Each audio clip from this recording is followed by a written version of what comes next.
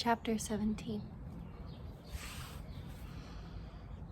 A week passed, and no news arrived of Mr. Rochester.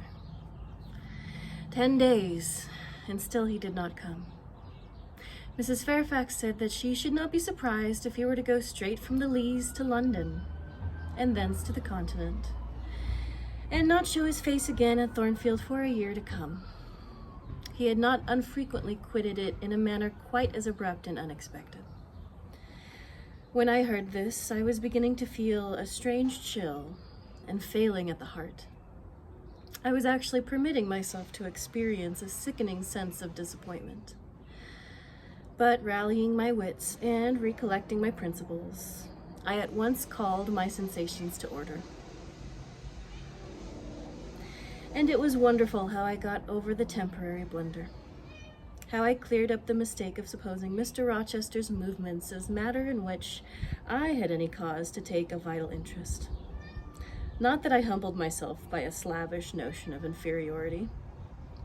On the contrary, I just said, "You have nothing to do with the master of Thornfield, further than to receive the salary he gives you for teaching his protege, and to be grateful for such respectful and kind treatment as, if as you do your duty, you have a right to expect at his hands. Be sure that it is the only tie he seriously acknowledges between you and him. So don't make him the object of your finer feelings, your raptures, your agonies, and so forth. He is not of your order. Keep to your caste, and be too self-respecting to lavish the love of the whole heart, soul, and strength, where such a gift is not wanted and would be despised." I went on with my day's business tranquilly, but ever and anon vague suggestions kept wandering across my brain of reasons why I should quit Thornfield. And I kept involuntarily framing advertisements and pondering conjectures about new situations. These thoughts I did not think it necessary to check. They might germinate and bear fruit if they could. Mr. Rochester had been absent upwards of a fortnight when the post brought Mrs. Fairfax a letter.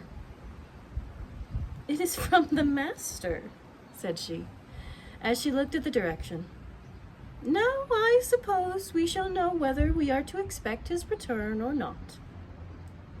And while she broke the seal and perused the document, I went on taking my coffee. We were at breakfast. It was hot, and I attributed to that circumstance a fiery glow which suddenly rose to my face. Why my hand shook, and why I involuntarily spilled half the contents of my cup into my saucer, I did not choose to consider. "Well, I sometimes think we are far too quiet, but we run a chance of being busy enough now, for a little while at least," said Mrs. Fairfax, still holding the note before her spectacles.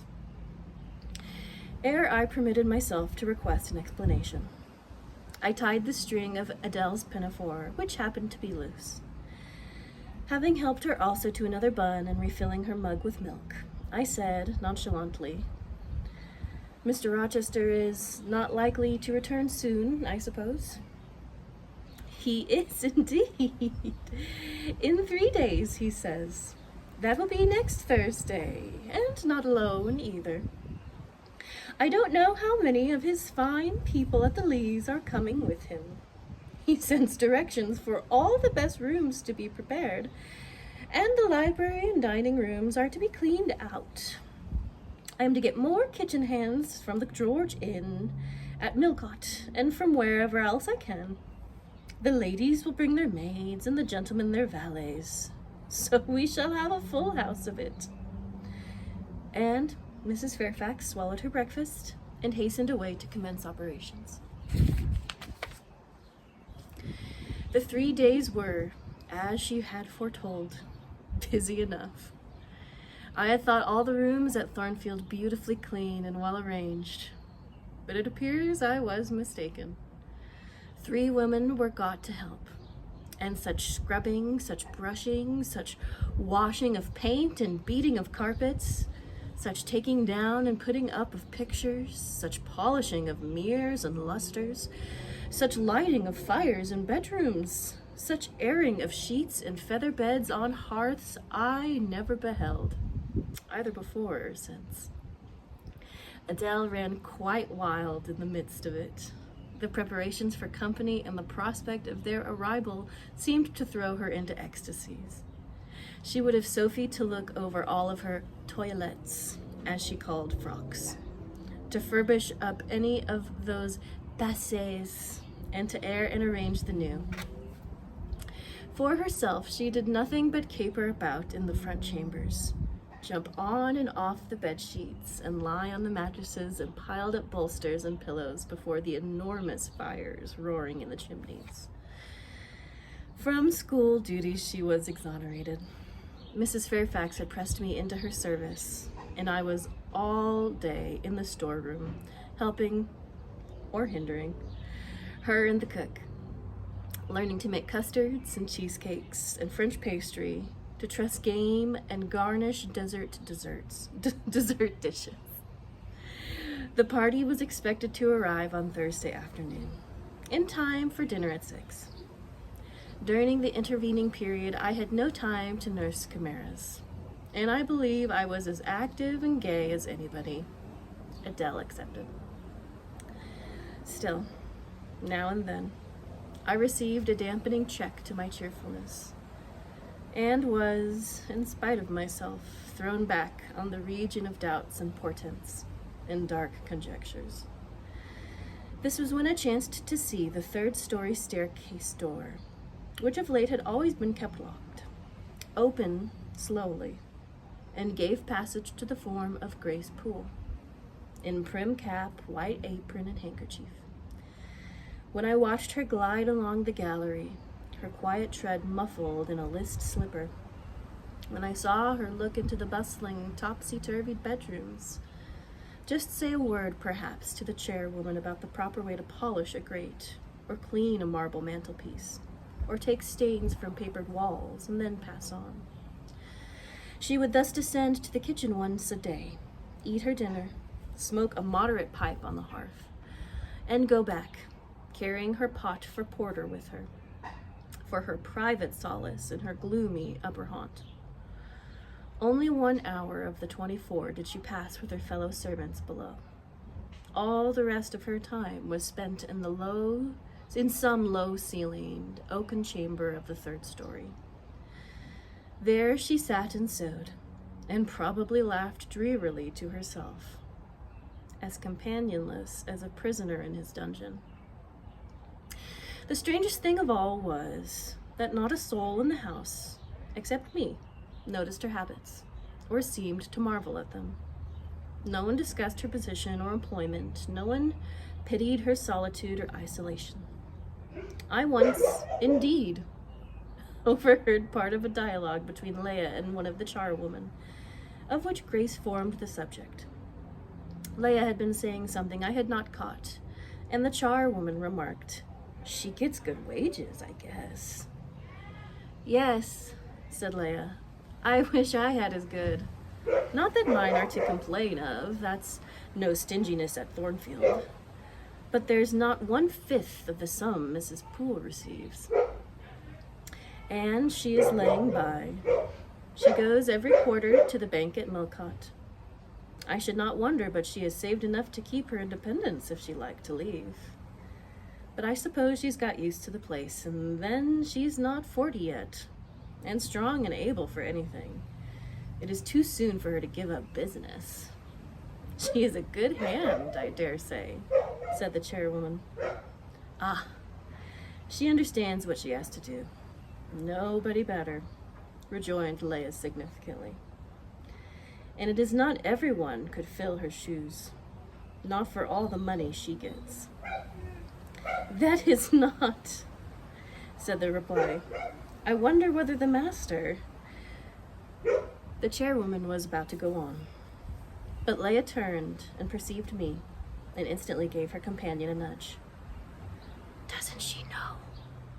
I heard the woman whisper. Leah shook her head, and the conversation was, of course, dropped.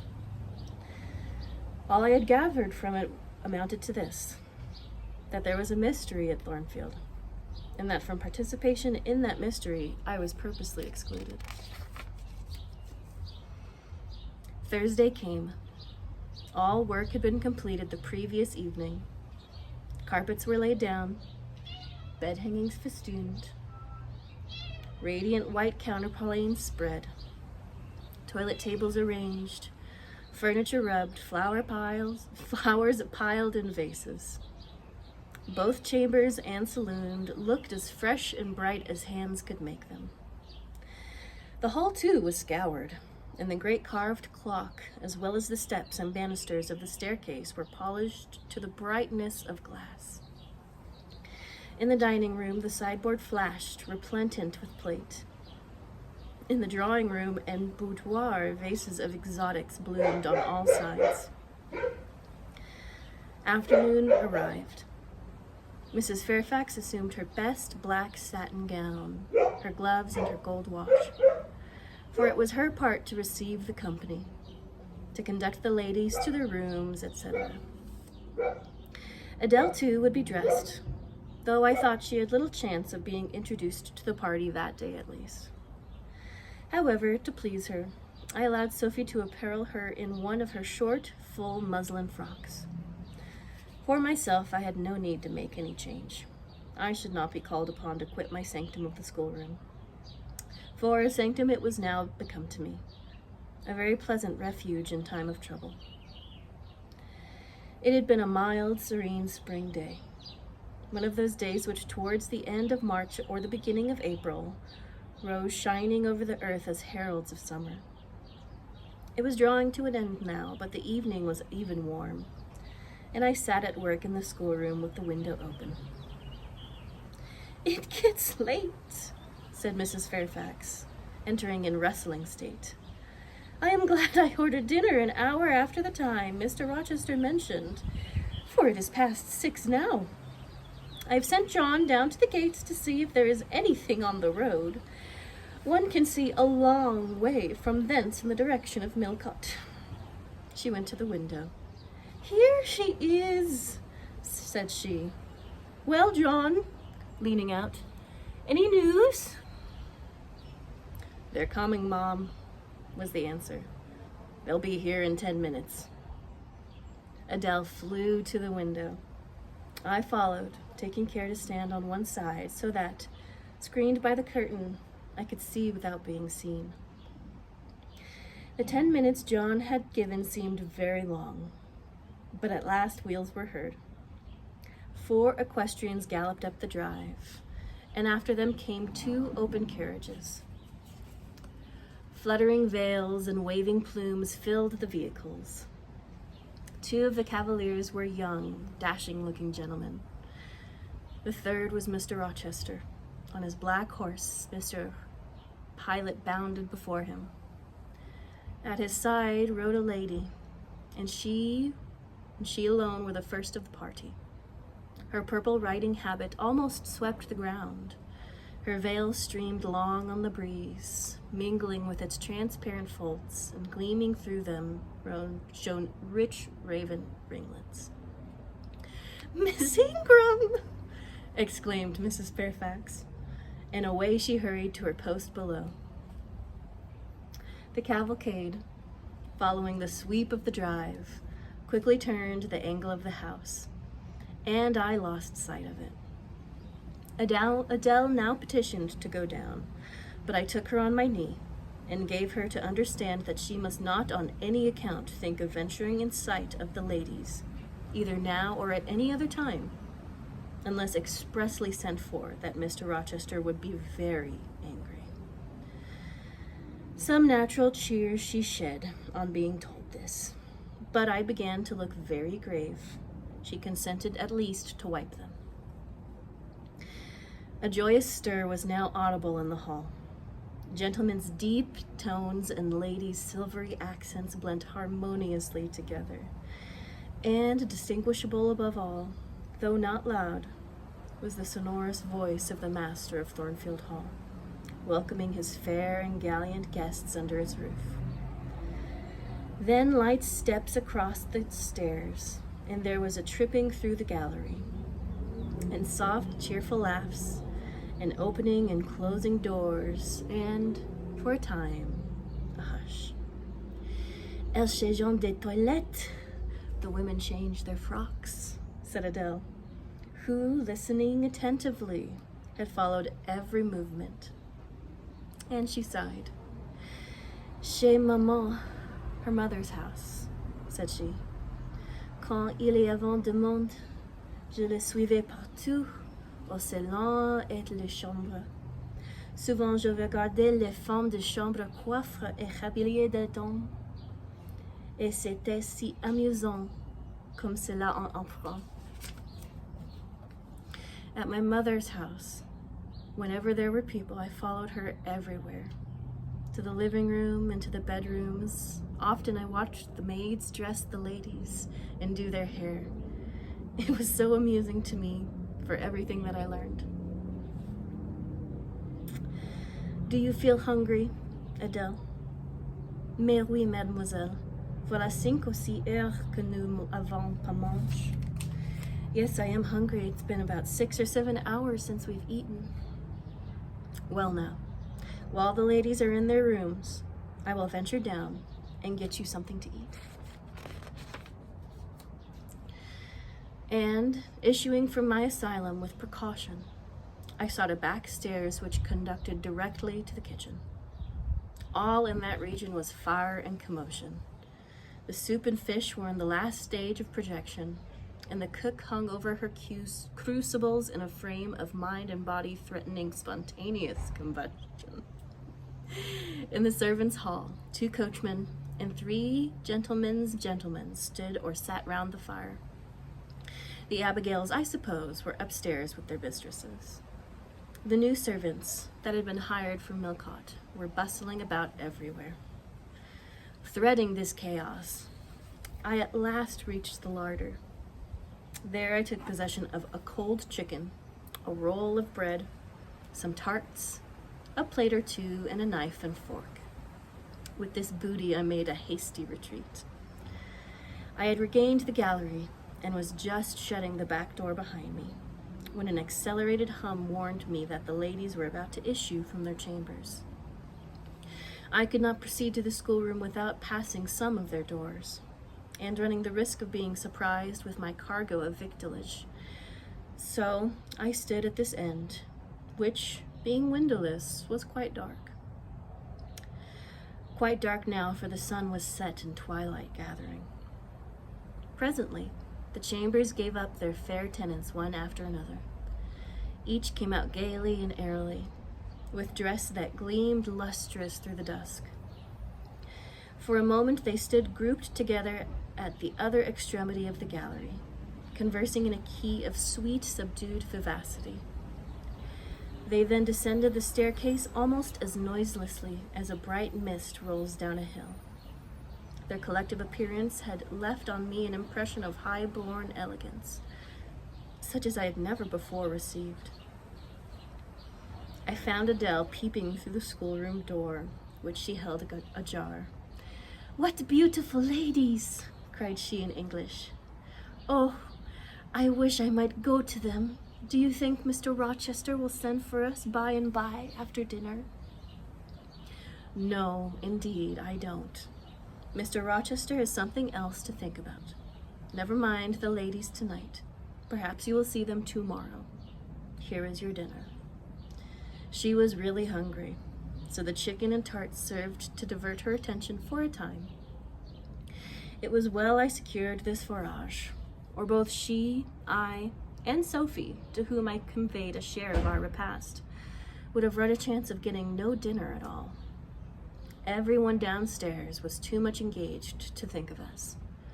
The dessert was not carried out till after 9, and at 10 footmen were still running to and fro with trays of coffee cups.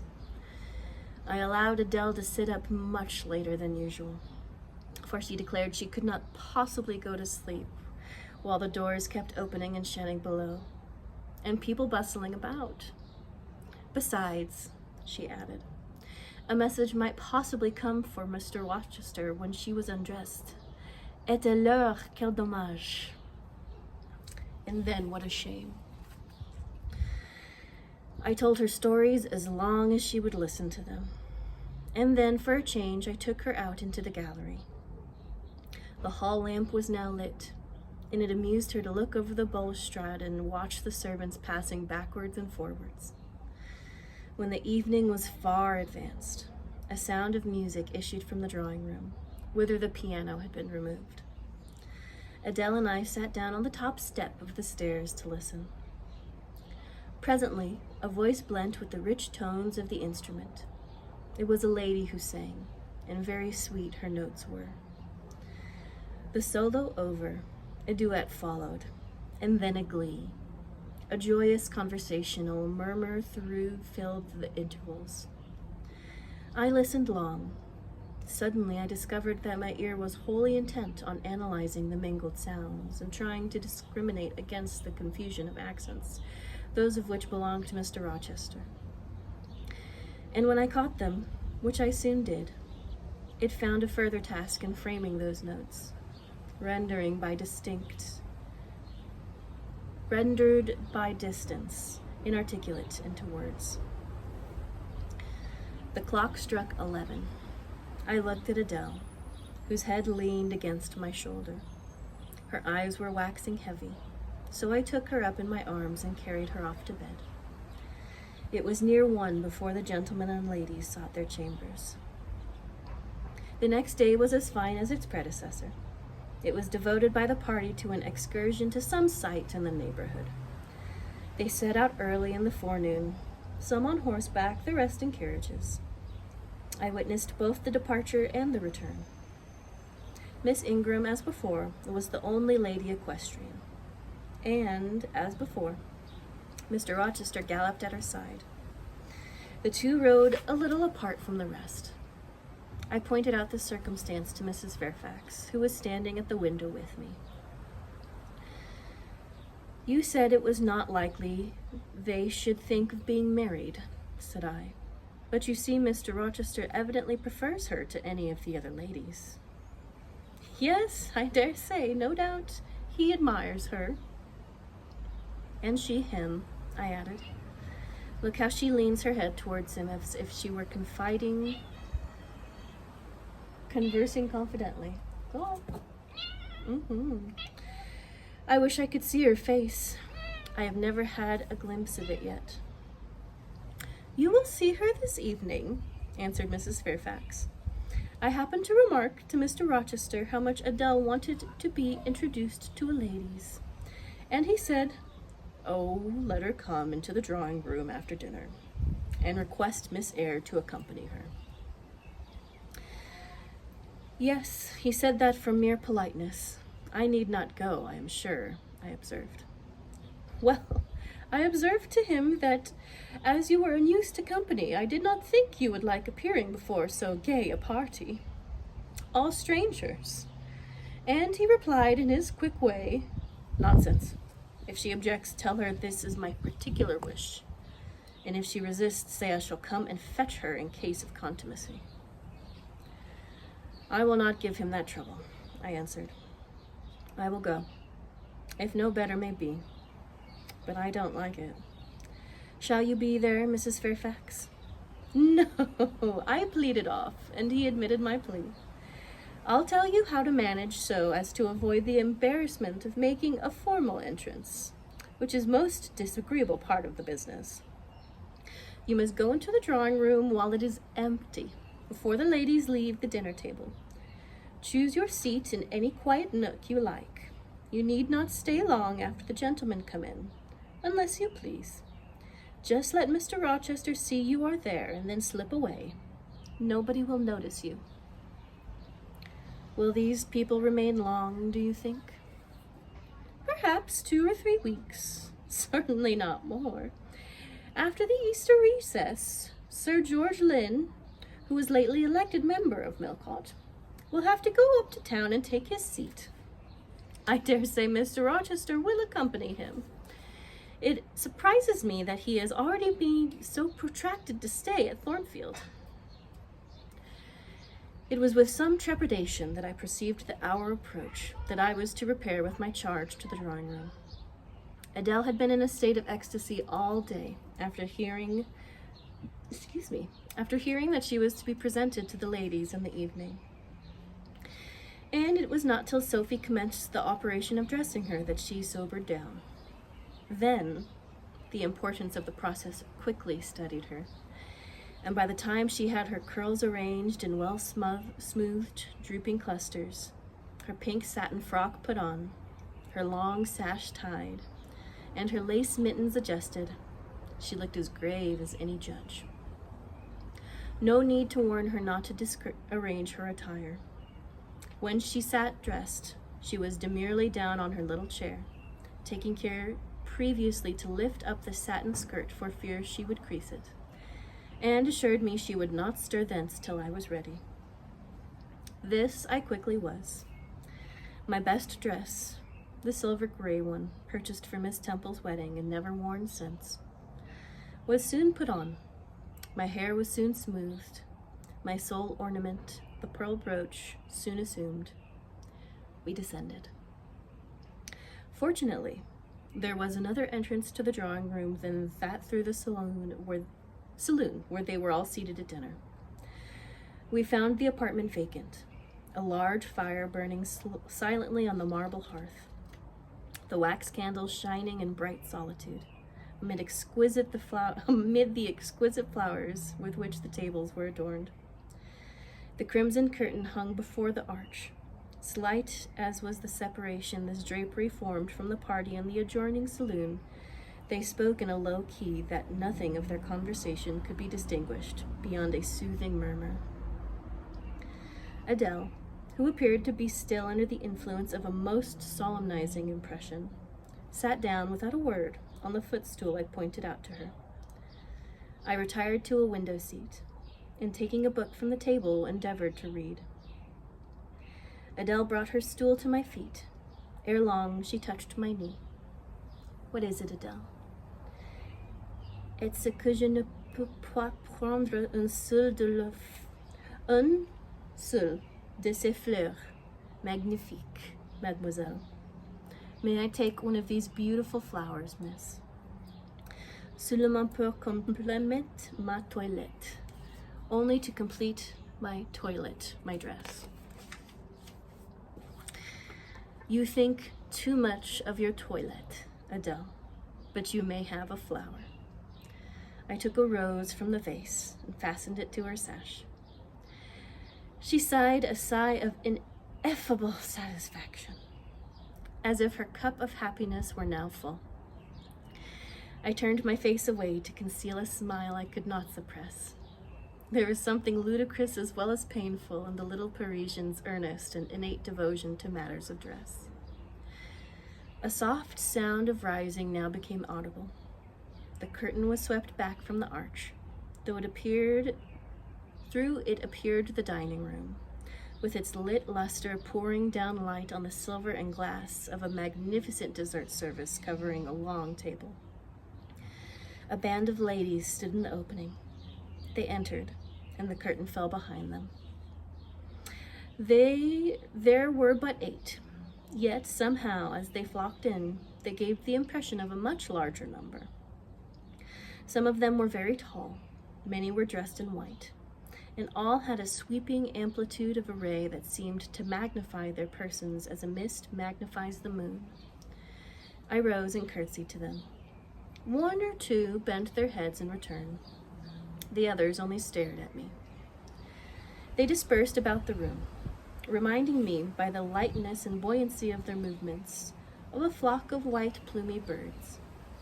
Some of them threw themselves in half-reclining positions on the sofas and ottomans. Some bent over the tables and examined the flowers and books. The rest gathered in a group round the fire.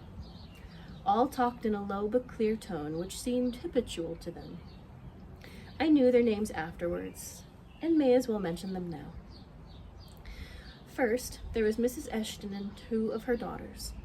She had evidently been a handsome woman, and was well preserved still. One of her daughters, the Elvis, The eldest, Amy, was rather little, naive and childlike in face and manner, and piquant in form. Her white muslin dress and blue sash became her very well.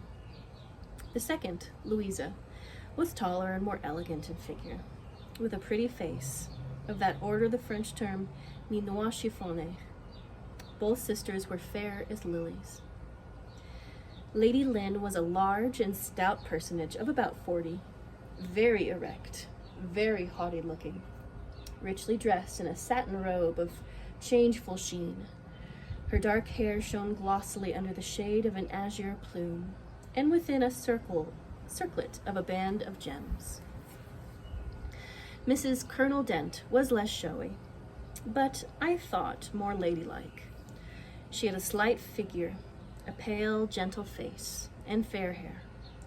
Her black satin dress, her scarf of rich foreign lace, and her pearl ornaments pleased me better than the rainbow radiance of the titled dame. But the three most distinguished, partly, perhaps, because the tallest figures of the band, were the Dowager Lady Ingram and her daughters, Blanche and Mary. They were all three of the loftiest stature of woman. The Dowager might be between 40 and 50. Her shape was still fine, her hair, by candlelight at least, still black. Her teeth, too, were still apparently perfect.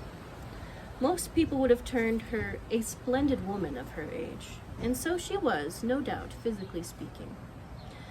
But there was an expression of almost insupportable haughtiness in her bearing and countenance. She had Roman features and a double chin, disappearing into her throat like a pillar. These features appeared to me not only inflated and darkened, but even furrowed with pride. And the chin was sustained by the same principle, in a position of almost preternatural erectness. She had, likewise, a fierce and hard eye. It reminded me of Mrs. Reed's. She mouthed her words in speaking. Her voice was deep, its inflections very pompous, very dogmatical, very intolerable, in short. A crimson velvet robe, and a shawl turban of some gold-wrought Indian fabric invested her, I suppose she thought, with a truly imperial dignity. My goodness. Blanche and Mary were of equal stature, straight and tall as poplars. Mary was too slim for her height, but Blanche was molded like a dame. I regarded her, of course, with special interest. First, I wished to see whether her appearance accorded with Mrs. Fairfax's description. Secondly, whether it at all resembled the fancy miniature I had painted of her. And thirdly, I will out, whether it were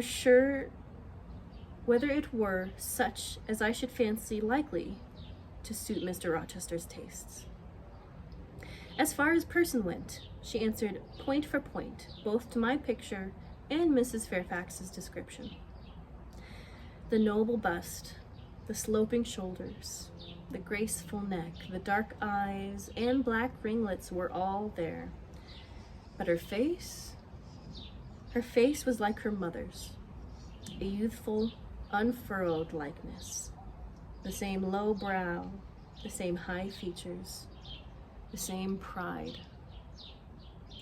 It was not, however, so saturnine a pride. She laughed continually. Her laugh was satirical, and so was the habitual expression of her arched and haughty lip. Genius is said to be self-conscious. I cannot tell whether Miss Ingram was a genius, but she was self-conscious. Remarkably self-conscious indeed. She entered into a discourse on botany with the gentle Mrs. Dent. It seemed Mrs. Dent had not studied that science, though, as she said, she liked flowers, especially wild ones. Miss Ingram had, and she ran over its vocabulary with an air. I presently perceived she was what it is vernacularly termed trailing Mrs. Dent. That is, playing on her ignorance. Her trail might be clever, but it was decidedly not good-natured. She played. Her execution was brilliant. She sang. Her voice was fine. She talked French apart to her maman, and she talked it very well, with fluency and with a good accent. Mary had a milder and more open countenance than Blanche. Softer features, too, and a skin some shades fairer. Miss Ingram was dark as a Spaniard. But Mary was deficient in life. Her face lacked expression, her eyes luster. She had nothing to say, and having once taken her seat, remained fixed like a statue in its niche. The sisters were both attired in spotless white. And did I now think Miss Ingram such a choice as Mr. Rochester would be likely to make? I could not tell. I did not know his taste in female beauty. If he liked the majestic, she was the very type of majesty. Then she was accomplished, sprightly. Most gentlemen would admire her, I thought. And that he did admire her, I already seemed to have obtained proof. To remove the last shade of doubt, it remained but to see them together. You are not to suppose, reader, that Adele has all this time been sitting motionless on the stool at my feet. No. When the ladies entered, she rose, advanced to meet them, made a stately reverence, and said with gravity, "Bonjour, madames." And Miss Ingram had looked down at her with a mocking air and exclaimed, "Oh, what a little puppet." Lady Lynn had remarked, "It is Mr. Rochester's ward, I suppose, the little French girl he was speaking of." Mrs. Dent had kindly taken her hand and given her a kiss. Amy and Louisa Eshton had cried out simultaneously, "What a love of a child!" And then they had called her to a sofa, where she now sat, ensconced between them, chattering alternatively in French and broken English, absorbing not only the young lady's attention, but that of Mrs. Eshton and Lady Lynn, and getting spoiled to her heart's content. At last, coffee is brought in. Caffy is brought in. And the gentlemen are summoned. I sit in the shade, if any shade there be in this brilliantly lit apartment. The window curtain half hides me. Again the arch yawns. They come. The collective appearance of the gentlemen, like that of the ladies, is very imposing. They are all costumed in black. Most of them are tall, some young. Henry and Frederick Lynn are very dashing sparks indeed, and Colonel Dent is a fine soldierly man. Mr. Eshton, the magistrate of the district, is gentlemanlike. His hair is quite white, his eyebrows and whiskers still dark, which gives him something of the appearance of a Pierre Nobel de Théâtre. Lord Ingram, like his sisters, is very tall. Like them also, he is handsome, but he shares Mary's apathetic and listless look. He seems to have more length of limb than vivacity of blood or vigor of brain. And where is Mr. Rochester? He comes in last. I am not looking at the arch, yet I see him enter. I try to concentrate my attention on those netting needles, on the meshes of the purse I am forming. I wish to think only of the work I have in my hands, to see only the silver beads and silk threads that lie in my lap. Whereas I distinctly behold his figure, and I inevitably recall the moment when I last saw it, just after I had rendered him what he had deemed an essential service, and he, holding my hand and looking down on my face, surveyed me with eyes that revealed a heart full of eager to overflow, in whose emotions I had a part. How near had I approached him at that moment?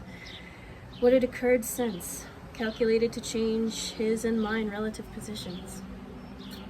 Yet now, how distant, How far estranged we were. How far estranged that I did not expect him to come and speak to me. I did not wonder when, without looking at me, he took a seat at the other side of the room and began conversing with some of the ladies. No sooner did I see that his attention was riveted by them, and that I might gaze without being observed, than my eyes were drawn involuntarily to his face. I could not keep their lids under control. They would rise, and the irids would fix on him. I looked, and had an acute pleasure in looking, a precious yet poignant pleasure, pure gold with the steely point of agony, a pleasure like what the thirst-perished man might feel, who knows the well to which he is crept is poisoned, yet stoops and drinks divine draughts nevertheless. Most true is it that beauty is in the eye of the gazer. My master's colorless, olive face, square, massive brow, broad and jetty eyebrows, deep eyes, strong features, firm, grim mouth, all energy, decision, will, were not beautiful, according to rule. But they were more than beautiful to me. They were full of an interest, an influence that quite mastered me, that took my feelings from my own power and fettered them in his. I had not intended to love him. The reader knows I had wrought hard to extirpate from my soul the germs of love there detected. And now, at the first renewed view of him, they spontaneously revived, green and strong. He made me love him without even looking at me. I compared him with his guests. What was the gallant grace of the lens, the languid elegance of Lord Ingram, even the military distinction of Colonel Dent, contrasted with his look of native pith and genuine power? I had no sympathy in their appearance, their expression. Yet I could imagine that most observers would call them attractive, handsome, imposing, while they would pronounce Mr. Rochester at once harsh-featured and melancholy-looking. I saw them smile, laugh. It was nothing. The tinkle of the bell as much significance as their laugh. I saw Mr. Rochester smile. His stern features softened. His eye grew both brilliant and gentle, its ray both searching and sweet. He was talking at the moment to Louisa and Amy Eshton. I wondered to see them receive what calm that look which seemed to me so penetrating. I expected their eyes to fall, their color to rise under it. Yet I was glad when I found they were in no sense moved. He is not to them what he is to me, I thought. He is not of their kind. I believe he is of mine. I am sure he is. I feel akin to him. I understand the language of his countenance and movements, though rank and wealth sever us severely. I have something in my brain and heart, in my blood and nerves, that assimilates me mentally to him. Did I say a few days since that I had nothing to do with him but to receive my salary at his hands? Did I forbid myself to think of him in any other light than a paymaster? Blasphemy against nature. Every good, true, vigorous feeling I have gathers impulsively round him. I know I must conceal my sentiments. I must smother hope. I must remember that he cannot care much for me. For when I say that I am of his kind, I do not mean that I have his force to influence and his spell to attract. I mean only that I have certain tastes and feelings in common with him. I must, then, continually repeat that we are forever sundered. And yet, while I breathe and think, I must love him. Coffee is handed. The ladies, since the gentlemen entered, have become lively as larks. Conversation waxes brisk and merry. Colonel Dent and Mr. Eshton argue on politics. Their wives listen. The two proud dowagers, Lady Lynn and Lady Ingram, confabulate together. Sir George, who, by the by, I had forgotten to describe, and have lost my spot, a very big and very fresh-looking country gentleman, stands before their sofa, coffee cup in hand, and occasionally puts in a word. Mr. Frederick Lynn has taken a seat beside Mary Ingram and is showing her the engravings of a splendid volume. She looks, smiles now and then, but apparently says little. The tall and phlegmatic Lord Ingram leans in folded arms on a chair back of the little and lively Amy Eshton.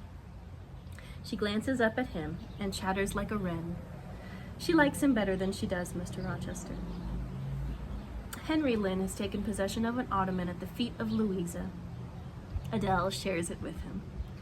He is trying to talk French with her, and Louisa laughs at his blunders. With whom will Blanche Ingram pair? She is standing alone at the table, bending gracefully over an album. She seems waiting to be sought, but she will not wait too long. She herself selects a mate. Mr. Rochester, having quitted the Eshtons, stands on the hearth as solitary as she stands at the table. She confronts him, taking her station on the opposite side of the mantelpiece. Mr. Rochester, I thought you were not fond of children. Nor am I. Then what induced you to take charge of such a little doll as that? Pointing to Adele. Where did you pick her up? I did not pick her up. She was left on my hands. You should have sent her to school. I could not afford it. Schools are so dear. Why, I suppose you have a governess for her. I saw a person with her just now. Is she gone? Oh no, there she is still, behind the window curtain. You pay her, of course. I should think it quite as expensive. More so, for you have both to keep in addition. I feared, or should I say hoped, the allusion to me would make Mr. Rochester glance my way, and I involuntarily shrank further into the shade, but he never turned his eyes. I have not considered this subject, he said indifferently, looking straight before him. No, you men never do consider economy and common sense. You should hear Maman on the chapter of governesses. Mary and I have had, I should think, a dozen at least in our day. Half of them detestable and the rest ridiculous, and all incubi. Were they not, Mamma? Did you speak, my own? The young lady thus claimed as the dowager's special property reiterated her question with an explanation.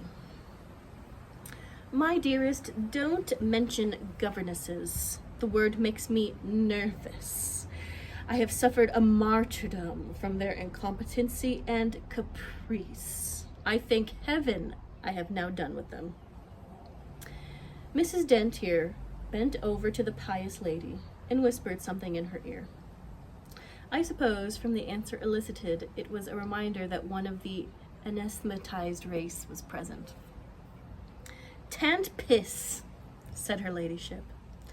I hope it may do her good. Then, in a lower tone, but still loud enough for me to hear, I noticed her. I am a judge of physiognomy, and in hers I see all the faults of her class. What are they, madam? Inquired Mr. Rochester aloud. I will tell you in your private ear, replied she, wagging her turban 3 times with a portentous significancy. But my curiosity will be past its appetite. It craves food now. Ask Blanche. She is nearer you than I. Oh, don't refer him to me, Mamma. I have just one word to say of the whole tribe. They are a nuisance. Not that I ever suffered much from them. I took care to turn the tables. What tricks Theodore and I used to play on our Miss Wilsons, and Miss Greys, and Madame Joberts. Mary was always too sleepy to join in a plot with spirit. The best fun was with Madame Joubert. Miss Wilson was a poor, sickly thing, lachrymose and low-spirited, not worth the trouble of vanquishing. In short, and Mrs. Gray was coarse and insensible. No blow took effect on her. But poor Madame Joubert, I see her yet in her raging passions, when we had driven her to extremities, spilled our tea, crumbled our bread and butter, tossed our books up to the ceiling, and played a charivari with the ruler of desk, and fender and fire irons. Theodore, do you remember those merry days? Yes, I sure do, drawled Lord Ingram. And the poor old stick used to cry out, "Oh, you villains' childs." And then we sermonized her on the presumption of attempting to teach such clever blades as we were, when she herself so ignorant. We did. And Tito, you know, I helped you in prosecuting, or rather persecuting, your tutor, way-faced Mr. Vining, the parson in the pip, as we used to call him. He and Miss Wilson took the liberty of falling in love with each other. At last, Tito and I thought so. We surprised sundry tender glances and sighs, which were interpreted as tokens of la belle passion. And I promise you the public soon had the benefit of our discovery. We employed it as a sort of lever to host our dead weights from the house. Dear mamma there, as soon as she got an inkling of the business, found out that it was of an immoral tendency. Did you not, my lady mother? Certainly, my best, and I was quite right. Dependent on that, there are 1,000 reasons why liaisons between governesses and tutors should never be tolerated a moment in any well-dignified house. Firstly, oh, gracious mamma, spare us the enumeration. Oh, rest, we all know them. Danger of bad example to innocence of childhood, distractions and consent, neglect of duty on the part of the attached, mutual alliance and reliance, confidence thence resulting, insolence and accompanying mutiny and general blow-up. Am I right, Baroness Ingram of Ingram Park? My lily flower, you are right now as always. Then no more need be said on the subject. Amy Eshton, not hearing or not heeding this dictum, joined in with her soft, infantine tone. Louisa and I used to quiz our governess too, but she was such a good creature. She would bear anything. Nothing put her out. She was never cross with us, was she, Louisa? No, never. We might do what we please, ransack her dress and her workbook, and turn her drawers inside out, and she was so good-natured she would give us anything we asked for. I suppose now, said Miss Ingram, curling her lip sarcastically, we shall have an abstract of the memoirs of all the governesses exeunt. In order to avert such a visitation, I again move the introduction of a new topic. Mr. Rochester, would you second my motion? Madame, I support you on this point, as on every other. Then on me be the onus of bringing it forward. Signor Eduardo, are you in voice tonight? Donna Bianca, if you command it, I will be.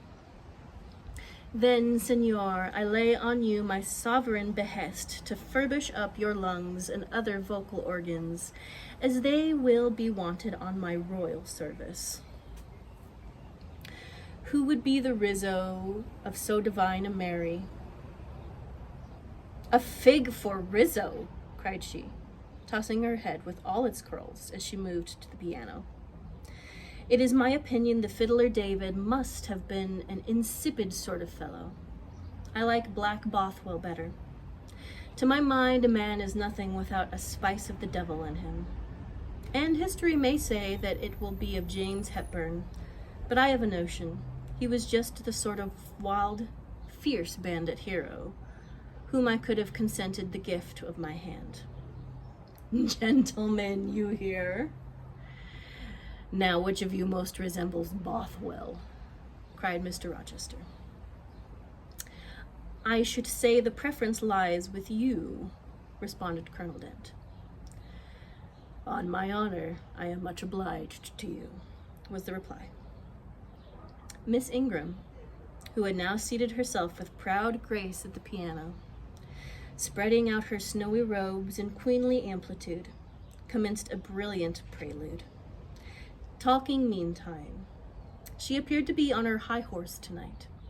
Both her words and her air seemed intended to excite not only the admiration, but the amazement of her auditors.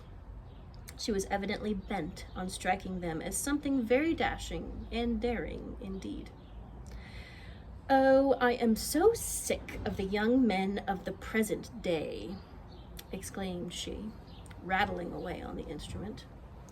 Poor, puny things, not fit to stir a step beyond Papa's park gates, nor to even go so far without Mamma's permission and guardianship. Creatures so absorbed in care about their pretty faces and their white hands and their small feet, as if a man had anything to do with beauty, as if loveliness were not the special prerogative of women, her legitimate appanage and heritage. I grant an ugly woman is a blot on the fair face of creation. But as to the gentlemen, let them be solicitous to possess only strength and valor. Let their motto be hunt, shoot, and fight. The rest is not worth a fillip. Such should be my device, if I were a man. Whenever I marry, she continued, after a pause which none interrupted, I am resolved my husband shall not be a rival, but a foil to me. I will suffer no competitor near the throne. I shall exact an undivided homage. His devotion shall not be shared between me and the shape he sees in the mirror. Mr. Rochester, now sing, and I will play for you. I am all obedience, was the response. Here, then, is a Corsair song, and know that I dote on Corsairs, and for that reason sing it con spirito. Commands from Miss Ingram's lips would put spirit into a mug of milk and water. Take care, then. If you don't please me, I will shame you by showing how such things should be done. That is offering a premium in incapacity. I shall now endeavor to fail. Gardez-vous en bien. If you err willfully, I shall devise a proportionate punishment. Miss Ingram ought to be clement, for she has it in her power to inflict a chastisement beyond moral endurance. Ha! Explain, commanded the lady. Pardon me, madame. No need of explanation. Your own fine sense must inform you that one of your frowns would be a sufficient substitute for capital punishment. Sing, said she, and again touching the piano, she commenced an accompaniment in spirited style. Now is my turn to slip away, thought I, but the tones that served the air arrested me. Mrs. Fairfax had said Mr. Rochester possessed a fine voice. He did. A mellow, powerful bass, into which he threw his own feeling, his own force, finding a way through the ear to the heart, and there waking sensation strangely. I waited till the last deep and full vibration had expired, till the tide of talk, checked an instant, had resumed its flow. I then quitted my scheduled corner and made my exit by the side door, which was fortunately near. Thence a narrow passage led into the hall. In crossing it, I perceived my sandal loose. I sought to tie it, kneeling down for that purpose on the mat and at the foot of the staircase. I heard the dining room door unclose. A gentleman came out. Rising hastily, I stood face to face with him. It was Mr. Rochester. "How do you do?" he asked. "I am very well, sir." "Why did you not come and speak to me in the room?" I thought I might have retorted the question on him who put it, but I would not take that freedom. I answered, "I did not wish to disturb you, as you seemed engaged, sir." "What have you been doing during my absence?" "Nothing particular. Teaching Adele as usual." "And getting a good deal paler than you were, as I saw at first sight. What is the matter?" "Nothing at all, sir." "Did you take any cold that night? You half drowned me." "Not in the least." "Return to the drawing room. You are deserting too early." "I am tired, sir." He looked at me for a moment. "And a little depressed," he said. "What about? Tell me." Nothing, sir. I am not depressed." "But I affirm that you are. So much depressed that a few more words would bring tears to your eyes." "Indeed, they are there now, shining and swimming, and a bead has slipped from the lash and fallen onto the flag. If I had time, and was not in mortal dread of some prating prig of a servant passing, I would know what all this means. Well, tonight I excuse you, but understand that so long as my visitors stay, I expect you to appear in the drawing room every evening. It is my wish, don't neglect it. Now go, and send Sophie for Adele. Good night, my..." He stopped, bit his lip, and abruptly left me.